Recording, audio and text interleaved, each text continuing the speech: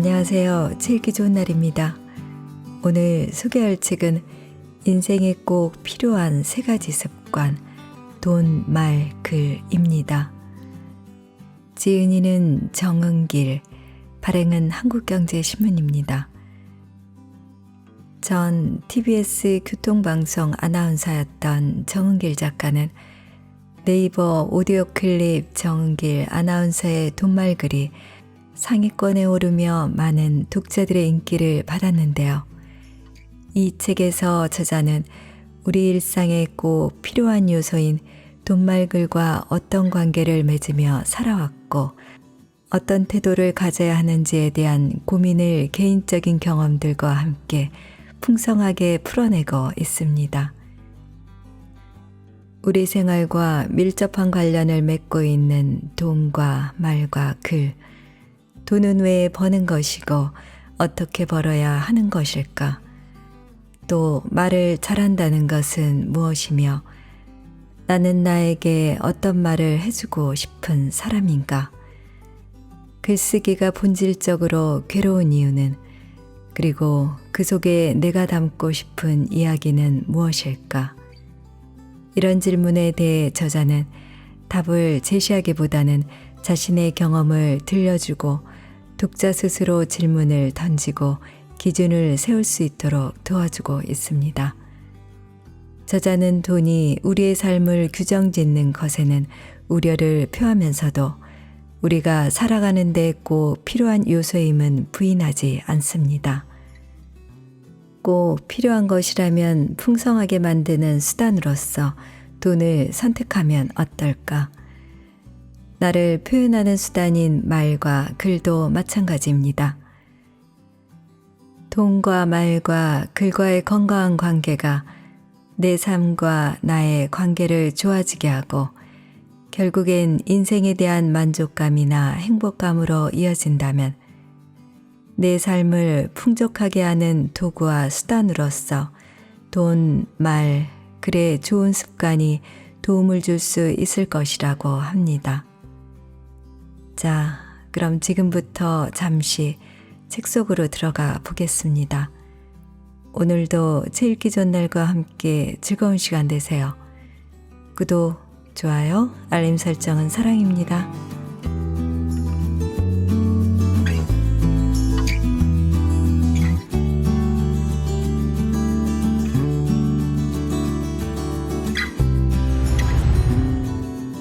내 돈그릇은 얼마나 클까?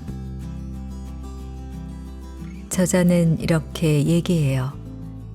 오늘 내가 하는 경험, 돈과 맺는 관계가 결국 내 삶의 질과 돈의 그릇을 좌우한다고요. 신용은 내가 하루하루 돈과 관계를 맺으며 만들어낸 행동의 결과물이잖아요. 학교에 가서 열심히 공부하고 친구들과 약속을 지키고 직장에서 착실하게 일하고 이런 모든 행동이 결국에는 신용을 얻기 위한 행동이라고도 해요. 결국 신용을 높이려면 하루하루를 헛되이 보내지 않는 것이 중요하다고 말입니다. 이즈미 마사토 부자의 그릇, 변미나 에디터 인터뷰 중에서 나는 약속에 유난히 민감한 편이다. 시간 약속을 잘 안 지키는 사람, 일정을 자주 어기는 사람을 상당히 싫어한다. 습관적으로 약속 시간을 못 지키는 사람과는 인연을 끊어야 하나 심각하게 고민할 정도다. 한 번은 대학 때 MT를 갔다가 옷에 술을 쏟은 한 선배에게 반바지를 빌려준 적이 있었다. 선배는 급하게 오느라 옷을 하나도 못 챙겨왔다며 어쩔 줄 몰라 했다. 다행히 내게 여분의 옷이 있어서 그 옷을 내어줬고 선배가 옷을 갈아입은 뒤 술자리는 계속 이어졌다. 바지 고마워. 깨끗이 빨아서 다음에 만날 때 돌려줄게. 다음 날 나와 헤어지며 선배는 호언장담했다. 그런데 얼마 후 학교에서 만난 선배는 다른 말을 했다. 미안, 깜빡하고 안 가져왔네. 다음에 꼭 가져다 줄게. 그 후로도 같은 말을 수차례 반복하던 선배는 급기야 나를 피해 다니는지 얼굴을 보기조차 힘들어졌다. 나는 내 옷을 돌려받는 게 그렇게 힘든 일이 되리라고는 전혀 상상하지 못했다.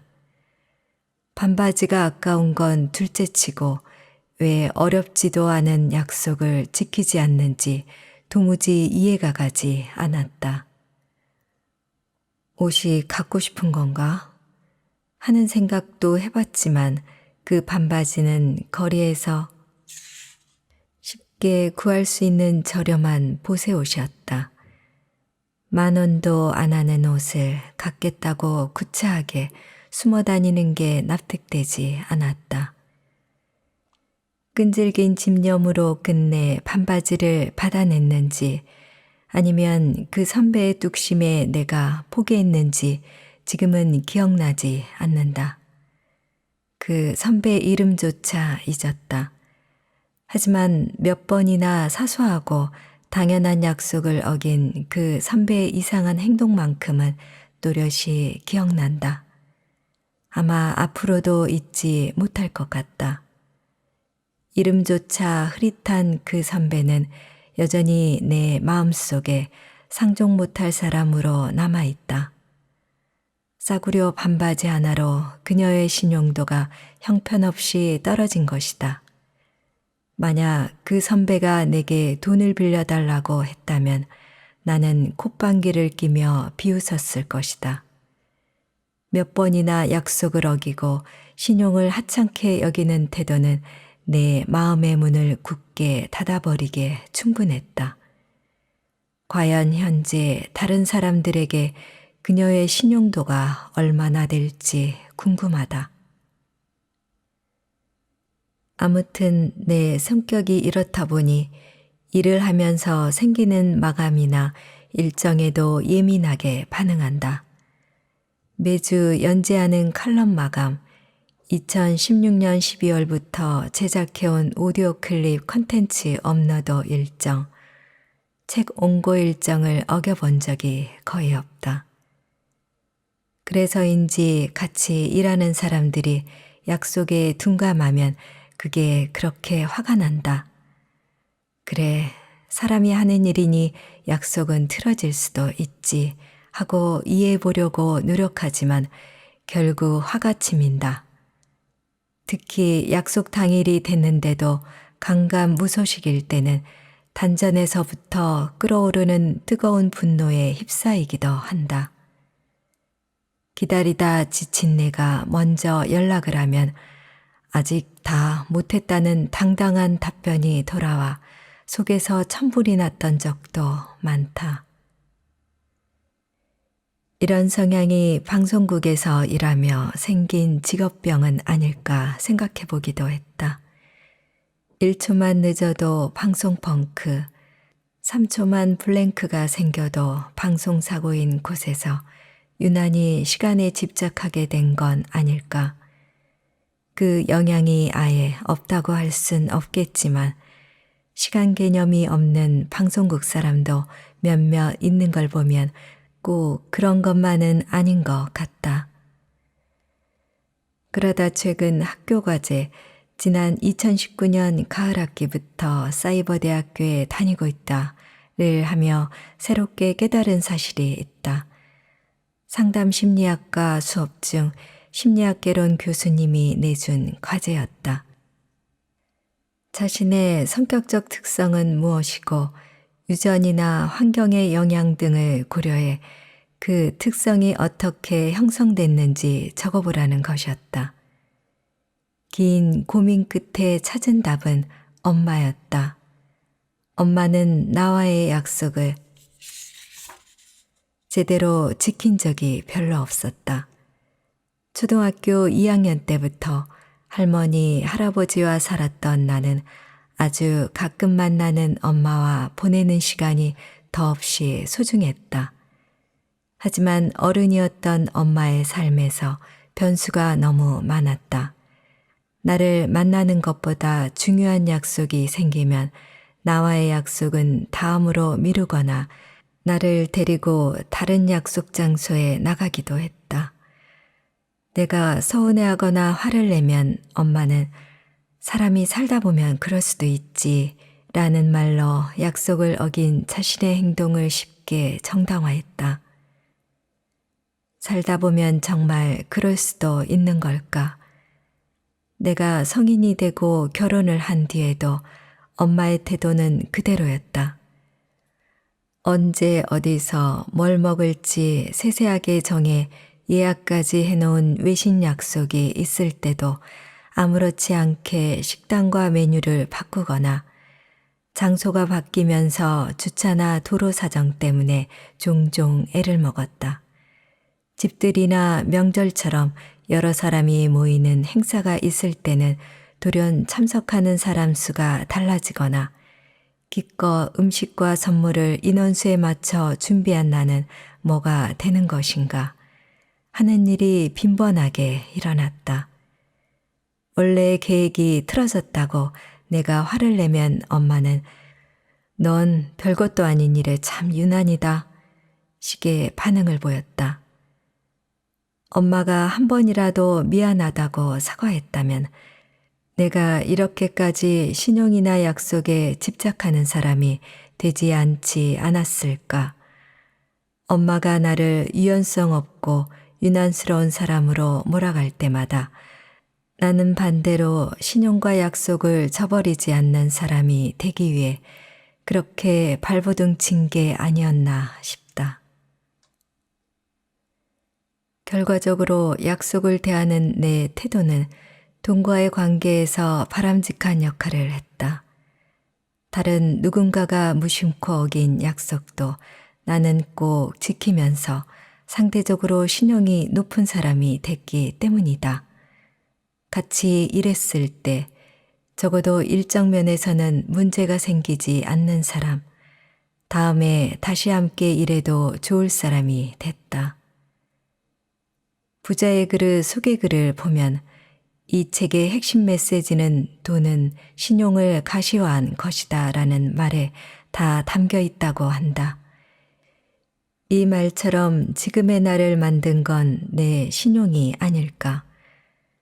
더 정확히는 퇴사 후 프리랜서로 활동하면서도 저축까지 할 수 있는 통장 잔고, 즉 돈그릇을 만들었다고 볼 수 있다. 집착에 가까울 만큼 단단하게 쌓아온 내 신용과 성실함이 나를 조금이라도 더 잘 살게 해준다고 생각한 이유는 딱 하나다. 약속을 잘 지키며 살아온 내가 사람 일은 다 그런 거라며 수시로 약속을 바꾸는 엄마보다 돈이 더 많다.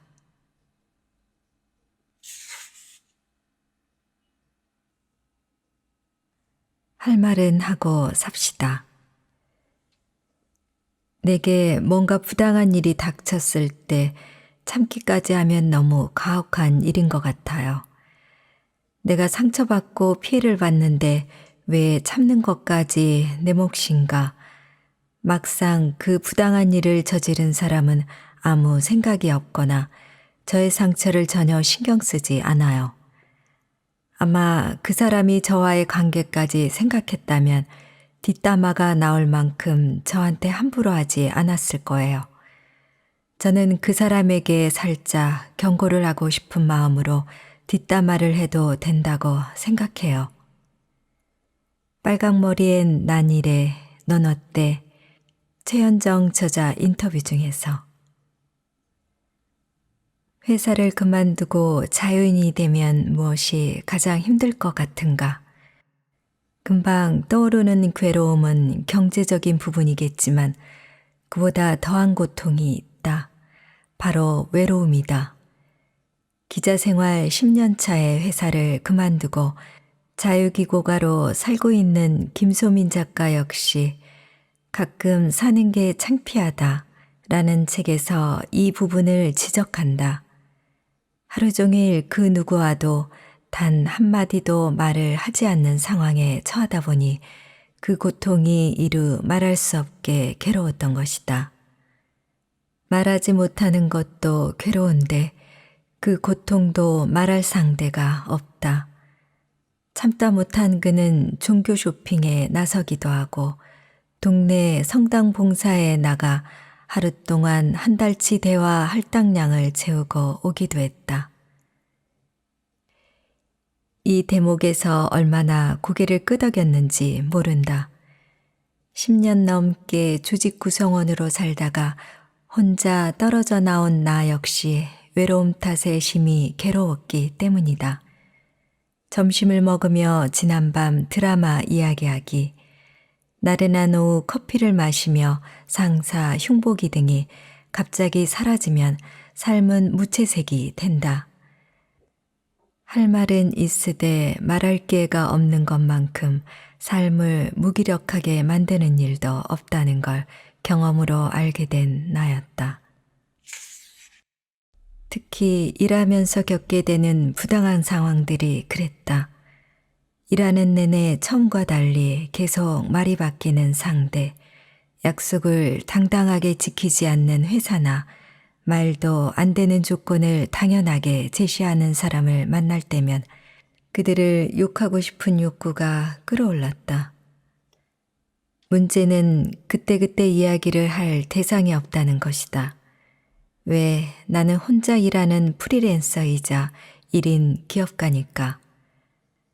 친한 친구에게 얘기하자니 다들 회사에 있어 너무 바빴고 엄마에게 말하면 무조건 나보고 참으라고 했다. 세상이 다 그런 거라는 말과 함께 그럼 내 분노에 공감하지 못하는 엄마에게 더욱 분노하는 나 자신을 발견할 수 있었다. 내 뒷담화를 들어주는 대상은 자연스럽게 나와 가장 가까이 있는 남편이 됐다. 물론 그는 듣고 싶어 하지 않았다. 남들 욕하는 소리를 계속 듣고 싶은 사람은 없겠지만 나는 그게 너무 서운했다. 내가 다시는 오빠한테 일 얘기하나 봐 라고 큰소리치며 부부싸움을 한 적도 있었다. 뒷담화를 일 얘기로 포장해 변명하긴 했지만 어쨌든 내가 하고 싶은 이야기를 충분히 하지 못하는 고통, 내 이야기에 귀 기울여주는 사람을 만날 수 없다는 현실 앞에 나는 여러 번 무너졌다. 풀타임까지는 아닐지라도 파트타임이든 일주일에 한 번이든 한 달에 한 번이든 어떤 조직에라도 소속되고 싶은 욕망이 들끓었던 적도 있었다. 공통의 관심사를 주제로 모두가 알고 있는 문제로 수다를 떨 수 있다면 그 어디에라도 소속되고 싶은 욕망이었다. 그 마음이 얼마나 강했던지 나도 모르게 여기저기 이력서를 내고 심지어 면접까지 보고 온 적도 있었다. 무려 2019년 봄의 일이었다. 다시 생각해도 그때의 나는 제정신이 아니었는데 그 정도로 혼자 일하는 외로움은 상상을 초월한다. 그러고 보면 뒷담화는 사람의 본능일지도 모르겠다. 그렇지 않고서야 내가 이렇게 예상치 못한 행동을 할 리가 없다. 나는 프리랜서로 일하면서 목적 없는 만남을 거의 갖지 않았다. 새로운 일을 하기 위한 사전 미팅, 중간 회의 등이 아니고서는 만나자고 할 이유가 없었기 때문이다. 마감 등의 일정으로 시간적 여유가 없던 것도 한몫했다. 그러나 사람은 빵만 먹으며 살 수 없는 존재라고 했던가. 일 이야기만 하는 것으로는 대화 할당량이 채워지지 않았다. 그래서 김 작가가 성당 봉사에 나갔듯 나는 회사 구경이라도 하고 싶어 면접을 부득불 보러 가기도 했던 것이다. 사람은 꼭 후회되는 행동을 하고 나서야 정신을 차린다. 특히 나는 적당한 때 브레이크를 잘 걸지 못한다. 불구덩이 속에 나를 내던진 다음에야 뒷일을 수습하며 앞으로 나아갈 방법과 방향을 찾는다. 이 은하는 외롭지 않게 일하기 위해 공유 사무실에 입주했고 나처럼 혼자 일하는 사람들과 만나 일상적인 이야기를 나눴다. 공유 사무실에 입주하자마자 내가 한 일은 사람들을 부르는 것이었다. 내가 여기에 있으니 시간이 되거든 아무 목적 없이 그저 오며 가며 들렀으면 좋겠다고 말이다. 진짜로 찾아와 준 사람들과는 차를 마시며 시답지 않은 사는 이야기를 나눴다. 지금 하고 있는 고민과 준비 중인 일 이야기도 했지만 나를 힘들게 하는 사람에 대한 뒷담화도 당연히 섞여 있었다. 드디어 숨통이 트이는 기분이 들었다. 아, 삶이 조금씩 다양한 빛깔을 띠기 시작했다.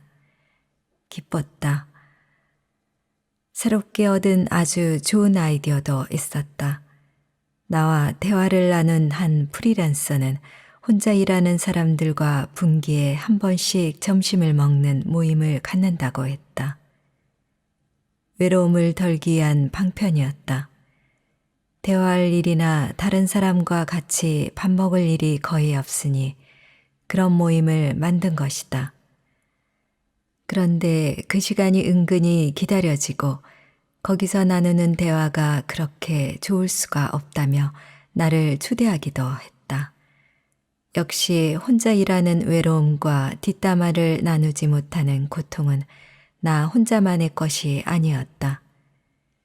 뜨거운 동지애가 내 마음을 훈훈하게 지폈다. 그 뒤로 나는 여유가 될 때마다 수다를 위한 약속을 따로 잡는다. 뒷담화 게이지가 가득한 사람과 만나 끼니도 거른 채 밀린 대화를 쏟아낸다. 집에 오면 탈진지경이 되는 만남이지만 이상하게도 외로움이 덜어져 마음이 한결 가벼워진다. 서로를 글벗이라고 부르는 한 스타트업 대표와는 1박 2일 합숙이 필요할 정도로 대화가 끊이지 않는다. 8시간은 기본으로 수다가 이어지는데 아무리 끼니가 걸쳐 있는 시간에 만나도 배가 안 고프다. 채우는 것과 쏟아내는 건 동시에 할 수 없는 일인가 보다. 그러니 먹는 걸 좋아하는 내가 말을 더 많이 하고 싶어 배고픔을 외면하는 것이리라. 삶이 무기력하고 외로움이 몸서리치게 싫을 땐 뒷담화를 나눌 사람을 찾아보자. 하고 싶은 말도 못하고 살면 병이 난다. 뒷담화를 절대 참지 말자. 내 입으로 하고 싶은 말을 하며 살아야 건강하고 즐겁게 살 수 있다.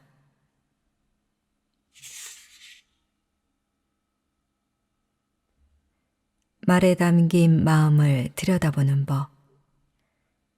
말그릇이 큰 사람은 상대의 말에 반응하지 않고 사람을 볼 줄 아는 사람이에요. 예를 들면 친구가 나 이래서 못하겠어. 이게 문제야. 이게 고민이야. 이렇게 이야기할 때 말그릇이 작은 사람들은 그 말만 들어요. 너 그게 고민이구나. 그러니까 이렇게 해결해봐. 이렇게 조언을 해준다거나 그것도 왜 못 버텨. 그러면서 그 말에 반응하려고 하죠. 그런데 말그릇이 큰 사람은 저 사람이 왜 저런 말을 하게 됐을까? 저 사람의 마음은 지금 어떨까? 저 사람이 표현하지 않았지만 진짜 속마음은 무엇일까? 그 사람의 관심을 더 갖게 되어 말로 오고 가려고 하지 않고 사람을 보듬어 주려고 노력하는 말을 하죠. 말그릇 김윤나 저자 인터뷰 중에서 어느 연말 한 대기업에서 주최한 아주대학교 심리학과 김경일 교수의 토크 콘서트 진행을 맡은 적이 있었다. 주제는 어쩌다 직장인으로 직장인들의 심리 상태를 보듬어 주면서 더 행복한 직장 생활을 하기 위해 어떤 마음가짐을 가져야 하는지 조언해주는 내용이었다. 그 자리에서 김경일 교수는 소시오패스 감별법을 전해줬다. 반사회적 인격장애자인 소시오패스는 사회생활을 훌륭하게 해내는 경우가 많아 구분하기가 쉽지 않은데 이 질문 하나만 해보면 소시오패스인지 아닌지 알 수 있다는 것이었다. 잘 지내? 이렇게 아무 목적 없이 오랜만에 전화해 안부를 묻는 것이 테스트의 전부였다. 만약 평범한 사람이라면 반가워한다. 결혼 소식을 전하려는 게 아니라 정말 순수하게 내 안부를 묻기에 연락해준 상대가 얼마나 고맙겠는가. 하지만 소시오패스는 화를 낸다는 것이 김경일 교수의 설명이었다. 그들은 이유나 목적 없는 연락을 시간 낭비로 여기기 때문이라고 했다. 나를 생각해주는 사람에게 집중하지 못하는 탓에 이런 연락이 자신의 소중한 시간을 빼앗아 간다고 생각한다는 것이다. 그런데 사람에게 향하지 못하는 대화가 반드시 소시오패스만의 문제일까? 서운한데 일일이 표현하기는 치사한 상황이나 내가 참으면 되겠지 싶어 그냥 넘어갔다가 오해가 생기는 경우가 모두 불통의 순간 아닌가. 상대가 알아봐줬으면 하는 마음으로 기대하며 말을 하지만 너무 바쁘거나 내게 관심이 없는 사람들은 그저 내가 아는 단편적인 대화에만 건성으로 대답한다. 나는 아직까진 소시오패스라고 부를 만한 사람을 만나본 적은 없지만 대화를 하다 서운함을 느끼게 되는 경우는 종종 있다. 가깝게는 가족부터 멀게는 일하는 사이까지 상대도 다양하다. 가슴에 손을 얹고 생각해 보건대 그건 나 역시 마찬가지일 것이다. 남자친구 욕을 하는 친구와 같이 그를 욕해주거나 회사 일이 힘들다고 말하는 후배에게 그 정도도 못하느냐고 나무라는 식이다. 말그릇을 쓴 김유나 작가의 말처럼 사람에게 집중하는 대화를 하려 했다면 친구나 후배가 왜 그런 말을 하는지 먼저 생각해 봤을 텐데 말이다. 우리는 생각보다 훨씬 빈번히 상대가 왜 그런 말을 하는지에는 귀를 기울이지 않은 채 단순히 상대가 하는 말에만 신경을 쓴다. 그러다 보니 서로 대화를 하면서도 진정한 교감을 이루지 못한다.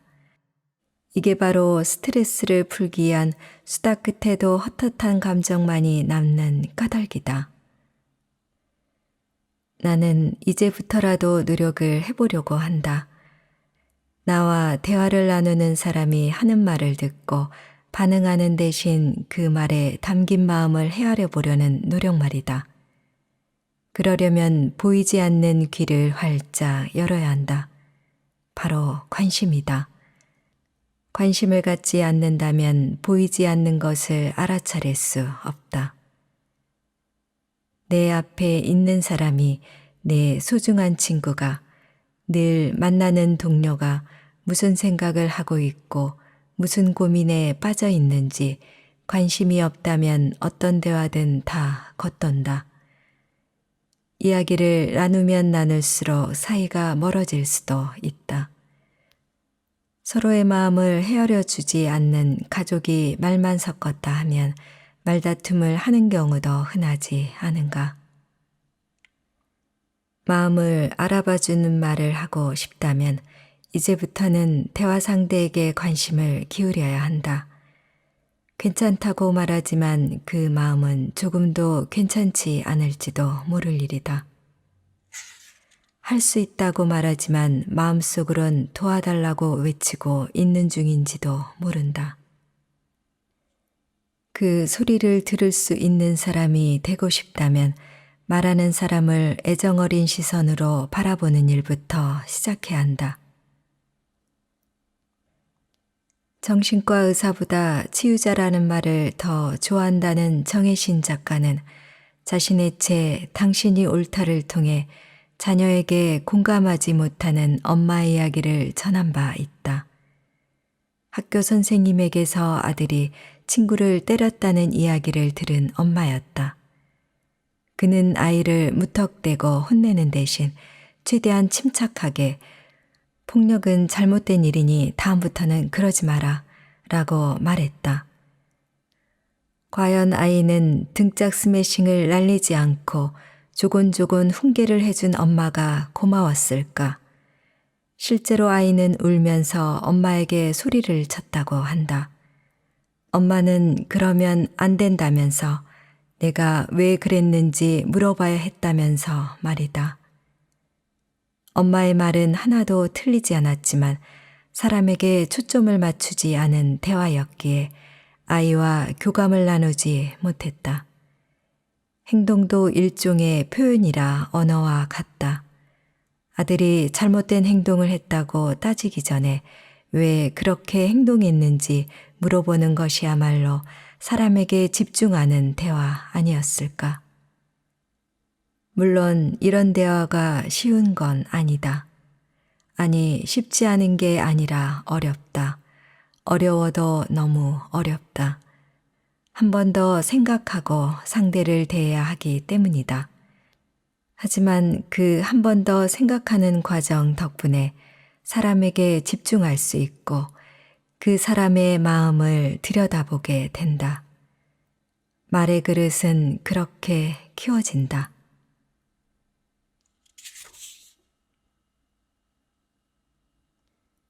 문장은 짧게, 감동은 길게. 보통 글을 쓰다 보면 문장이 길어지는 경우가 많아요. 그런데 문장을 최대한 짧게 썼을 때 짧은 문장들 사이에 접속사가 없어도 괜찮거든요. 문장이 짧으면 되게 힘있게, 리듬있게 나가요. 서민적 글쓰기 임주아 에디터 인터뷰 중에서 요즘 나는 TVN의 예능 프로그램인 신박한 정리를 즐겨본다. 연예인의 집을 정리해주는 방송인데 출연하는 게스트마다 비슷비슷한 말을 한다. 어머, 이게 여기 있었네. 혹은 다 꺼내놓고 보니까 짐이 정말 많네요. 같은 말이다. 버리지 않고 여기저기 쑤셔 넣은 짐들이 툭툭 튀어나오는 탓이다. 당연한 얘기지만 이렇게 쌓아둔 물건들은 제대로 사용할 수 없다. 제 역할을 하도록 자리를 마련해 주지 않았기에 있는지도 모르는 존재 또는 집을 지저분하게 만드는 천덕꾸러기가 됐기 때문이다. 이 프로그램의 하이라이트는 짐 정리가 끝난 후다. 불필요한 짐을 싹 비워 여유가 생긴 공간에 쓸모있는 물건의 배치를 끝내면 그야말로 환골탈태가 따로 없다. 완전히 새로운 집이 탄생하는 순간이다. 나는 이 방송을 보다가 집 정리와 글쓰기 사이의 공통점을 발견했다. 첫째, 불필요한 짐이 많을수록 집이 지저분하다. 집. 수식하는 말이 많거나 문장이 길수록 무슨 글인지 이해하기 어렵다. 글. 둘째, 최소한의 짐이어야 물건을 잘 쓸 수 있다. 집. 간결한 문장일수록 메시지 전달이 명확해진다. 글. 셋째, 최적의 위치를 찾은 물건은 집을 돋보이게 한다. 집. 최적의 단어 조합이 명문을 만든다. 글. 불필요한 짐을 버리고 필요한 물건을 적절한 위치에 두어 훌륭한 공간을 만드는 작업은 쓸데없는 표현을 걷어내고 최적의 문장으로 글을 쓰는 것과 마찬가지 아닐까. 결론적으로 뭐가 많을수록 좋은 게 아니라는 것이다. 심플한 게 최고라는 진리는 세상 어디에든 적용된다. 색조를 덜어낼수록 예쁜 메이크업, 홈 버튼마저 사라진 스마트폰 디자인, 치렁치렁한 전선을 없앤 무선 제품 등은 과거와 비교했을 때 누가 봐도 세련됐다. 구차하게 이런저런 변명하지 않고 자신의 잘못을 인정하는 사과 역시 심플한 게 최고와 일맥상통하는 전략이다. 좋은 문장으로 구성된 글을 쓰고 싶다면 이 공식을 나의 글로 가져오면 된다. 기생충 박사로 유명한 서민 교수는 자신의 글쓰기 책을 통해 이런 메시지를 확실하게 던진다. 바로 짧은 문장으로 쓰라는 것이다. 짧은 문장일수록 힘이 있고 리듬감이 살아난다. 쓸 때는 부족한 것 같은데 막상 눈으로 읽거나 소리내서 읽으면 깔끔하게 딱 떨어지는 것을 알 수 있다. 멋을 부리려고 꾸며주는 말을 자꾸 끌어다 쓸수록 자연스러운 표현을 하고 싶다고 접속사나 부사를 주렁주렁 달수록 좋은 글과는 점점 멀어진다. 굳이 설명할 필요가 없는 내용까지 구구절절 설명하는 사람을 가리켜 설명충이라고 한다. 설명충이란 단어를 설명하는 나도 설명충인지 모르겠다. 긴 글이 지루하고 임팩트가 없는 이유는 자칫 텍스트판 설명충이 될 수 있기 때문이다. 친절한 글과 불필요하게 긴 글을 구별하기 위해서는 일단 쓰고 싶은 대로 써보고 그 내용이 제대로 전달되는 선에서 최대한 간결하게 줄여보는 연습을 해야 한다. 간결하게 표현될 때까지 고민하는 시간이 길어질수록 좋은 문장이 나온다. 고민의 깊이가 담긴 짧은 문장만큼 좋은 글도 없다. 대표적인 예가 시다. 정현정 시인의 섬은 단 2문장으로 이뤄진 작품이다. 그 문장 자체도 참 간결하다. 하지만 감동의 깊이만큼은 결코 얕지 않다. 정현정 시인은 이런저런 설명을 생략한 채 짧은 문장으로 메시지를 충분히 전달하고 있다. 이 단순한 문장을 만들기 위해 오랜 시간 고민하고 또 고민했을 것이다. 작품 해설에 따르면 섬은 사람들이 맺는 관계를 형상화하고 더 나아가 소통과 연대, 이를 통해 형성되는 신뢰와 공감의 가치를 떠올리게 한다고 한다.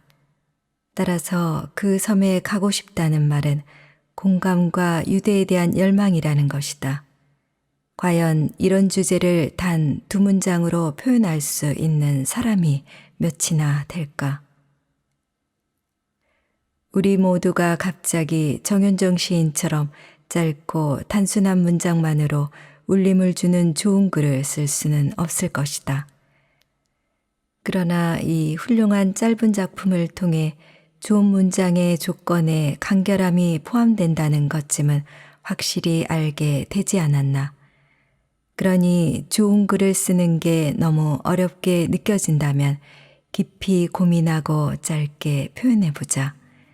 적어도 마침표만 기다리며 하품하는 지루한 글은 안 되지 않을까.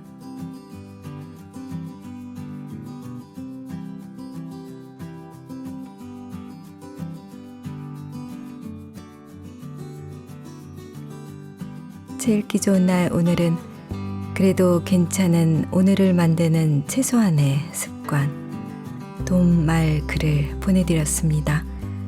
감사합니다.